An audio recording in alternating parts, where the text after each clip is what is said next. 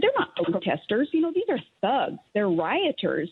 And I'm calling out the media saying, quit claiming that these rioters are peaceful. But let's note there that she said these protesters, they're not people. Now, at first glance, you may forgive Cenk for making this minor mistake. Sarah Palin was slightly muffled in this interview about Black Lives Matter, and you could have mistaken the word peaceful for people. Except that later in this video, Cenk literally reads Sarah Palin's quote word for word and doesn't correct himself. She says, media, quit claiming the rioters are peaceful. A little while ago, I did a video on Sarah Palin and how she attacked Black Lives Matter. And in that video, there's a word that's unclear. It sounded both like people and peaceful. So I thought she said that they are not people. It turns out, I think that in this proper context, it is that she did say they were not peaceful. No, Cenk, the proper context is that you lied directly to your fans to emotionally manipulate them, and then you gave this mealy-mouthed half-apology because you wanted to escape responsibility. So now, some of our detractors loved that and made videos and tweets like, you got it wrong, Jake, we win, you lose. Mommy, he got it wrong, Mommy, he got it wrong. Okay, congratulations. But you see, you're not really hurting us, you're helping us. Oh, you loved being called out on your blatant lies so much that you deleted the original video. You see, dear viewer, this isn't the first time the Young Turks have been disingenuous, lying pieces of shit.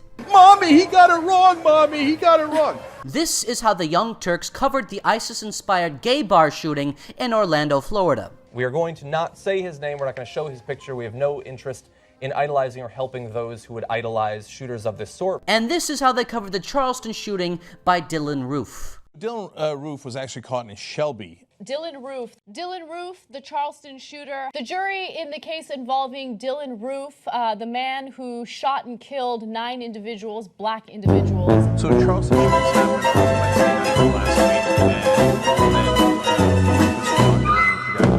This glaring double standard would be much more meaningful if Cenk Uygur himself hadn't publicized the name Omar Mateen less than 10 days after taking this stunning and brave stance.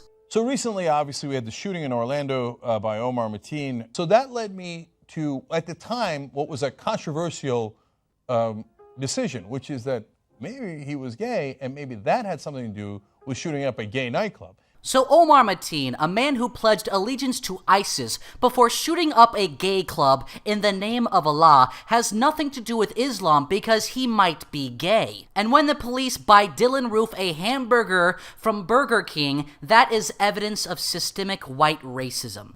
Police bought him food from a nearby Burger King, Ledford said. If you thought you were going to give him food and then get a confession out of him, then I would actually be totally in favor of that. It's funny you say that because as a practicing lawyer, you should know very well that giving someone food in order to elicit a confession is a form of coercion and is inadmissible in court. And as a so-called journalist, you should know that the FBI has found no evidence that Omar Mateen was gay, and that the small town that Dylan Roof was arrested in did not have the facilities to house him, which is why he was bought a hamburger from Burger King, not because of systemic white racism. A black guy or a Muslim guy, right? Black guy just shot 9 people in a white church. Maybe he was gay. What kind of world do you have to live in where a hamburger is evidence of systemic white racism and somebody who pledges allegiance to the Islamic State before murdering people in a gay bar has nothing to do with Islam? That world, dear viewer, is the Young Turks. If you've seen one video by the Young Turks, you've seen all of them. They begin with some grossly inaccurate depiction of some piece of news or current events. Harambe. Many on the internet are still creating memes. Devoid of context and devoid of opposing viewpoints. Jump off the Harbor Bridge for Harambe.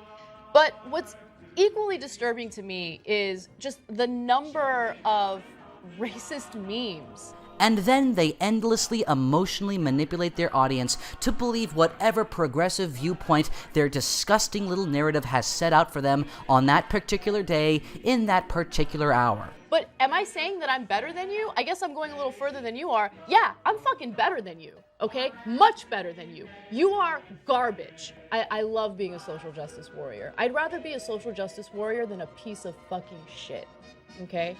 How about that? The Young Turks depict themselves as a cutting-edge underdog of online progressive journalism, giving you the insight and knowledge that you won't find anywhere else. But what they actually practice has nothing to do with journalism. The entire network is built as a sacrificial idol to the pestilent ego of Cenk Uygur, the fat, sweaty, lard-infested water buffalo who leads the helm of this so-called news organization. Now, I know that I've got more fans, and that's not fair.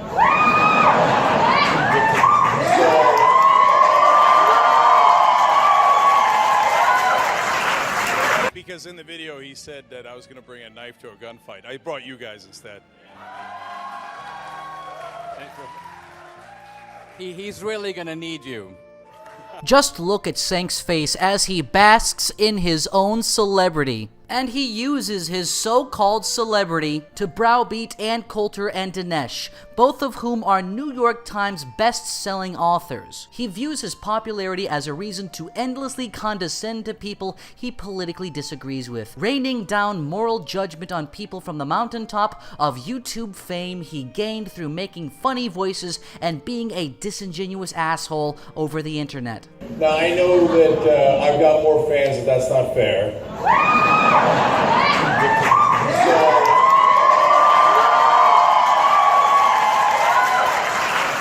What's worse is how proud they are of their endless condescension. They love their unearned sense of moral superiority. Anna Kasparian wants you to know that she thinks that she's better than you.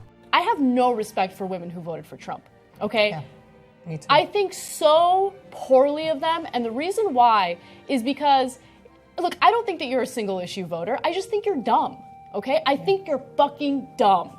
By the way, this video wasn't uploaded by some third-party YouTuber. This video was re-uploaded by the Young Turks themselves with the title, "Shame on Women Who Voted for Trump." If you thought I was fiery in this video, wait till you see how I get in the post-game show. Now that is a really nice dislike ratio. What's perhaps even more sad is that all the Young Turks really have to offer is endless condescension.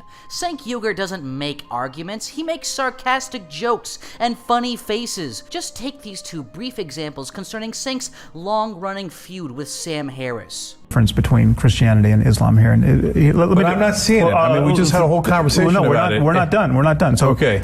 One very important piece here is the example of Muhammad and the example of Jesus.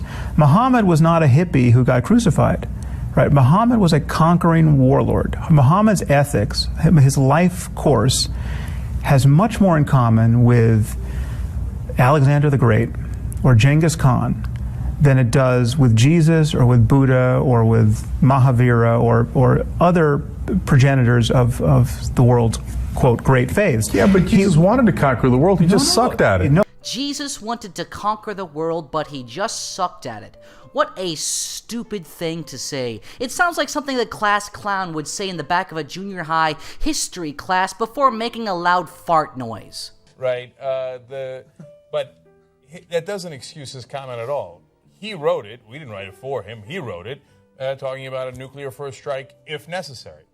And then he claimed that it was a hypothetical. It wasn't a hypothetical. No, I don't mean that it's not a hypothetical. It is. It's a hypothetical if necessary.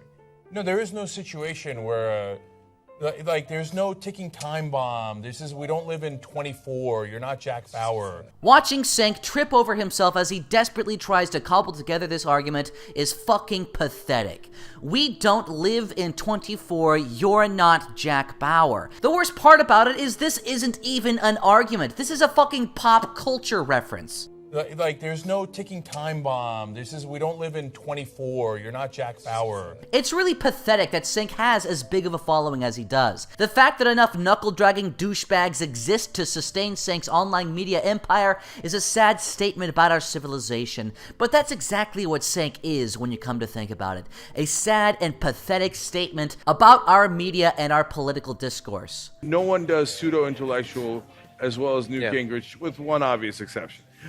Sam Harris. Okay. Damn, you went there. The Young Turks are everything that's wrong with modern progressive politics.